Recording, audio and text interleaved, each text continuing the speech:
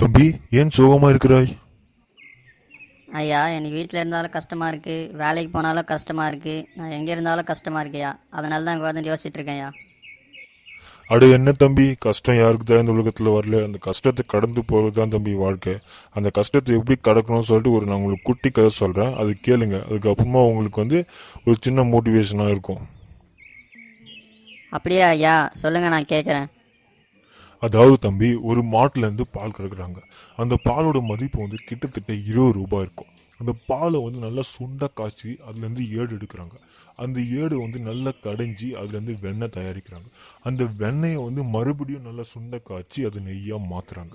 இப்போ அந்த பாலா இருக்கும் போது அது பாலுக்கான மதிப்பு 20 ரூபாய். அது நல்லா சுண்ட காய்ச்சி ஏடு எடுத்து அந்த ஏடுலேருந்து வெண்ணெயாக்கி வெண்ணெயிலேருந்து நெய்யாக மாற்றும் போது அந்த நெய்யோட மதிப்பு 100 ரூபாய். இப்போ உங்களுக்கு தெரிஞ்சிருக்கும் அந்த பாலை எவ்வளோ கஷ்டப்படுத்துனதுனால தான் அதோட மதிப்பு இன்னைக்கு பீக்கில் இருக்கு. அதே மாதிரி தான் நம்ம வாழ்க்கையிலையும் நம்ம எவ்வளோ கஷ்டப்படுமோ அந்த கஷ்டத்தை அனுபவிக்கிற மாதிரி நல்ல விஷயம் நம்மளுக்கு நடக்கும். இப்போ நான் கதையில சொன்ன மாதிரி அந்த பாலும் நம்மளும் ஒன்று தான். அந்த பாலுக்கு வர கஷ்டங்கள் தான் நம்மளுக்கும் வந்திருக்கு. அந்த கஷ்டங்களை கடந்து போனதுதான் அந்த பாலோட மதிப்பு அதிகமாக இருக்குது. அதே மாதிரி தான் நம்ம வாழ்க்கையில் வந்த கஷ்டங்களை நம்ம கடந்து போனால் நம்ம வாழ்க்கையும் நல்லா நிம்மதியாக இருக்கும். என்ன தம்பி, நான் சொன்னது சரிதானே? நீங்கள் உங்கள் வாழ்க்கையில் இருக்கிற எல்லா பிரச்சனையும் சிந்திச்சு செயல்படுங்க. அது எல்லாமே நல்லபடியாக முடியும். நீங்கள் இப்போ எந்த கவலையும் இல்லாமல் உங்கள் வீட்டுக்கு போங்க. எல்லா பிரச்சனையும் நல்லபடியாக முடியும்னு சொல்லிட்டு நான் வாழ்த்துறேன்.